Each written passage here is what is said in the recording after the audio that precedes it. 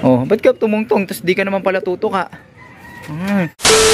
Good evening mga kalapatids. Tara, maglo-load tayo ngayon. Pero bago yun, check muna natin yung mga pakpak ng ating mga ibon. Dahil mga nakaraan nga, di ba, naglulugon sila. Titignan natin kung kompleto ba yung mga bagwis ng ating mga alaga. Pero siguro yung isang naglilimlim, di na natin sasama yun mga kalapatids. So, check na natin isa-isa. Okay mga kalapatids, nandito na yung ating mga ibon. Chinek ko na rin yung kanilang mga pakpak. Bagamat may kulang-kulang yung iba, pero makakalipad naman. Okay lang yan kasi 30 kilometers lang ata, more or less, yung daily pa rin nila. Balagtas Bulacan, so kayang-kaya na nila yan. Sinama na natin dito si Angel, tapos pati si Naruto, yung dagit nating makulit. Ang iniwan natin mga kalapatids, yung ibon nating hen na naglilimlim doon, na substitute siya nung ating dagit na si Naruto. So tignan natin kung ano magiging performance nila kinabukasan. Tara! The next day. Good morning mga kalapatids. Abangan na, time check 6:48 ng umaga. 6:30 yung release dun sa may Balagtas Bulacan. Malapit-lapit lang yan. Kaya mamaya-maya nandito na yung ating mga alaga. At dahil dyan, hindi muna tayo magpapakawala, magpapalipad para wala maging sagabal. Sapagkat yung isang ibon natin, yung pares nito na si Zomba, may sticker yon mga kalapatids. So kailangan natin siyang i-clock. Eto, tigil ko na to sa race.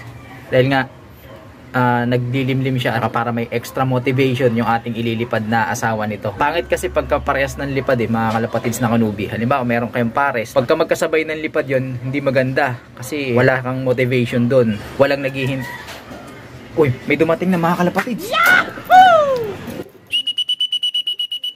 Pasukin na natin yun. Sino kaya yun? Sana si si Zomba. Malapog na yung bubong natin. Ayan na, may dumatating pa. Sa atin din yan. Ayan o. Umiikot pa no. Sino kaya yan? Papasukin na natin yan. Busy kasi tayo sa daldahalan Ayun ako. Yari mga kalapatid, si Angel at saka yung may sticker nating si Zomba. Yung dumating, tumambay muna. Nabugaw ko kasi mga kalapatids, nabulabog ko. At ayan, nagdaratingan na yung iba natin. Pero ito yung nauna si Angel tsaka yung si Zomba. Nako, sumali pa yung ibon ng kapitbahay. Sana pumasok mga kalapatids. Ayan, nilabas ko kasi para pumasok dito sa ating dock. Kasi nga naglilimlim yung asawa niya, so inilabas ko yung asawa niya para pumasok. Ayan, pasok Angel. Ayan yung nako, andyan na rin si Jessie. Sige, pasok. Sige, pasok. Kaklak ko muna. Okay mga kalapatids, nakapag-clock na tayo. Kaya lang, sayang yung minuto na tinambay ng ating ibon. Paano ba naman kasi, nagalaw ko yung pakainan nila, natumba ko. Kaya nabulabog, kaya lumipad, yari. Kaya ang ginawa ko na lang mga kalapatids ay kinuha ko itong pares niya, tapos nilabas ko. So nagkita sila sa labas, siguro naisip niya sino nagbabantay dun sa itlog natin.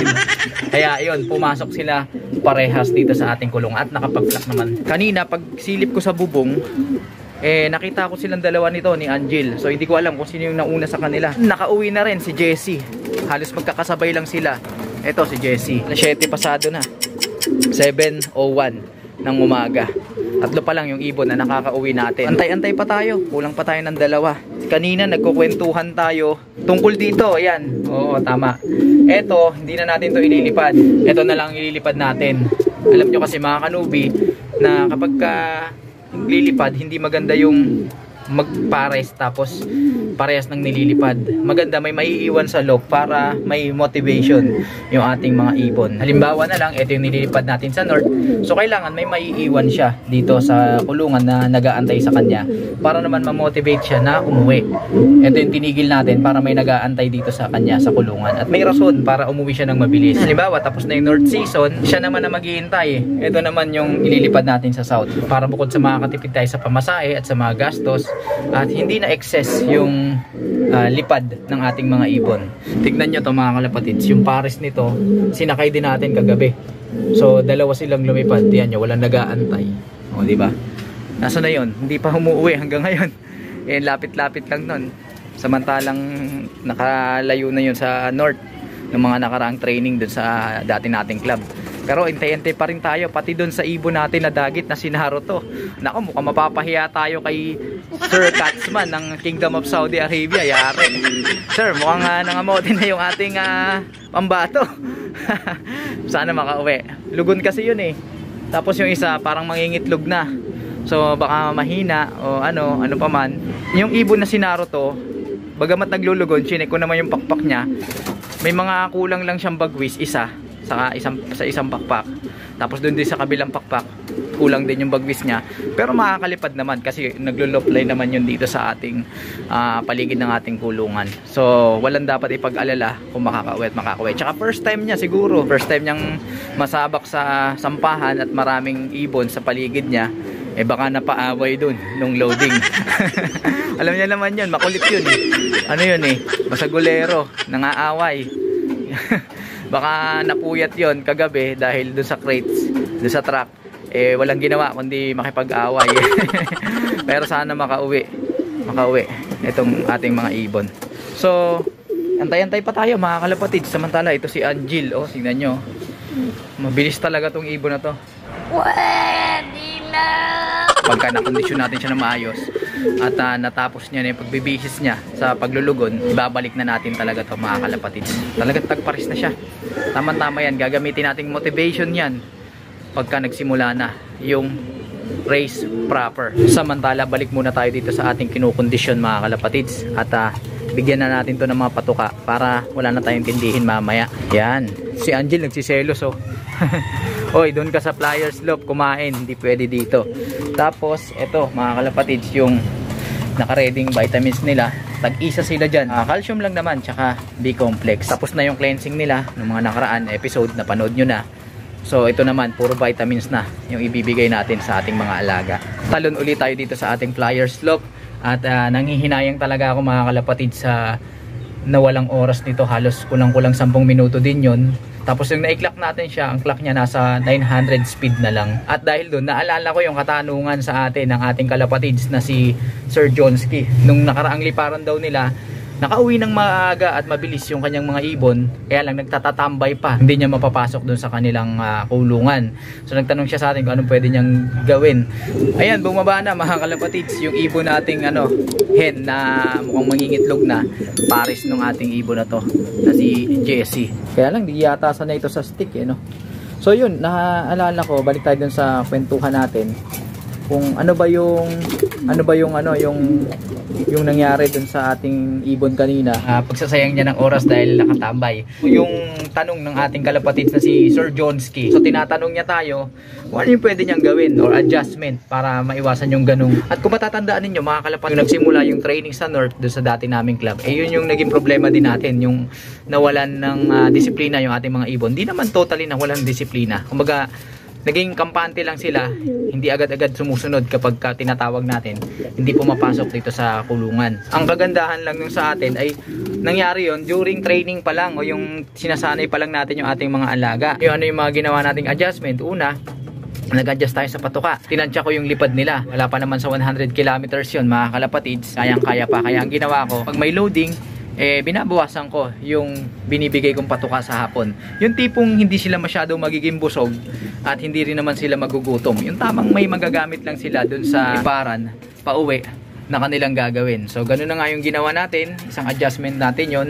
para pag uwi motivated silang pumasok agad dahil sa pagkain. Pangalawa, in-adjust natin yung oras ng pagpapatuka sa umaga. Isang factors din yon para pagdating ng ibon, nasa isip niya, ganitong oras, nako, chichibog na kami. So yun ang isang adjustment pa na ginawa natin. Ang ginawa pa natin, nag-one day feed pa nga tayo nun pero kasi ang kaibahan nun mga kalapatids ay during training yun kasi makakapag-adjust ka pa. Kaya lang, ang kaibahan kasi dun sa ating kalapatids na si Sir Jonski, mismong race na. So medyo mahirap nga mag-adjust nun. So siguro, subukan mo pa rin gawin yung mga bagay na yun tungkol sa patuka. Adjust ka sa patuka. tsaka sa oras ng patuka, isakto mo dun sa pauwian. Tapos ang isa pang problema niya ay parang naiilang daw yung kanyang mga ibon kapag galing liparan tapos uuwi, then papasok sa loft. Naiilang pumasok kapag nandun siya sa paligid o nakikita siya. May mga ganun talagang ibon, mga kalapatids eh. Kaya yung iba ginagawa nila, nagtatago. Hinihintay lang nilang pumasok yung ibon saka sila lalabas para iklak. Iba-iba kasi yung ibon, nasa behavior ng ibon yan. Pero siguro may papayo ko lang kapag may libreng time kayo, mga kalapatids ng Kanubi, tambayan nyo rin yung inyong loft. Lagi kayo magpapakita sa inyong mga alaga para nang sa ganun ay maging kampante sila sa inyo. Alam ko may ginawa tayong video tungkol dito eh. Kasi isa rin to sa mga nagiging motivation kung bakit gustong umuwi ng inyong mga alaga. Pagkakampante sila dun sa nag-aalaga sa kanila. Subukan nyo magkaroon ng oras na makipag-banding dun sa ibon nyo. Para pag dumarating sila galing liparan, hindi sila takot pumasok sa loob kahit nandyan sila sa paligid nyo. Tapos minsan hindi oras ng patuka pero nandun kayo sa paligid ng loft nyo, so bigyan nyo rin sila ng reward, yung parang chicha, parang ganyan, no, mga kalapatids, para kampante sila, hindi sila takot. Hindi sila takot. Eto takot to eh, ayan o, yung galing sa tropa natin, ayan o, takot pa yan, mailap pa sa atin yan. Pero eventually kapag lagi nyong ginaganyan, hindi naman natin sila sinasaktan, tapos binibigyan lang natin sila ng patuka, ayan o, di ba, galit. Pero tingnan nyo ito, mga kalapatids, ito galing sa liparan si Zomba. Ayan, di ba? Kumaga alam niya na hindi tayo threat sa kanila. Alam niya na kumpiyansa siya sa atin, na kahit nandito tayo sa paligid, inaalagaan natin sila ng maigi. So ito yung umuwi. So ganyan-ganyan ninyo lang, mga kalapatids ng Kanubi, para umamo naman sa inyo yung ibon nyo. Then kapag nagre-race na kayo at pauwian na, hindi takot yung ibon na kahit nandito kayo, lalapag yan dyan sa landing board nyo, kahit nasa paligid kayo, hindi nyo na kailangan magtago pa. So yung ganun lang, yun lang yung mapapayo ko. Medyo mahirap lang kasi yung sa kalagayan ng ating kalapatid na si Sir Johnsky, start na yung race nila, di ba? So ayan tingnan nyo, si Angel, di ba? Hindi siya takot sa atin. Kapag ibon na hindi maamo sa inyo, hindi kumpiyansa sa inyo, lilipad na yun pagka tinutukan nyo ng ganyan. Dito, minsan nga pag ginanyan natin yan talagang dumadapo pa sa atin. So ganun lang kasi ginagawa ko, mga kalapatids na Kanubi. Magkaroon din kayo ng time na makipag-banding sa ibon nyo. So sana dun sa mga binanggit natin, may makuhang idea yung ating kalapatid na si Sir Johnsky, at makapag-adjust siya kahit papaano dun siguro sa na lang, sa patuka, sa oras ng patuka, tsaka yung amount ng patuka. Tansyahin mo rin yung kilometers distance na lili pa rin, dahil baka mamaya mag-adjust ka, magbawas ka ng pagkain, pero yung ibon mo malayuan ng liparan na kailangan bagtasin, so baka kapusin din. So diskartehan mo na lang, tol, para makauwi ng maayos yung iyong mga alaga at makapag-clock ka sa oras. Siguro hindi na natin hihintayin muna si Naruto. Kung uuwi yun, mga kalapatids.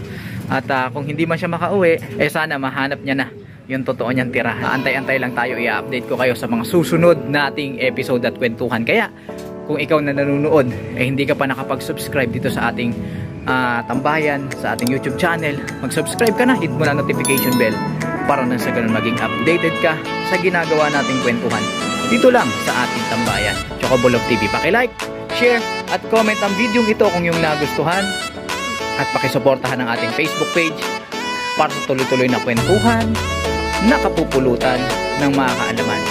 Ano, mga kalapatids, hanggang sa susunod natin pagkikita, paalam. Diba? Ba't ka tumungtong tapos di ka naman pala tutuka? Maamo tong ibon natin na to.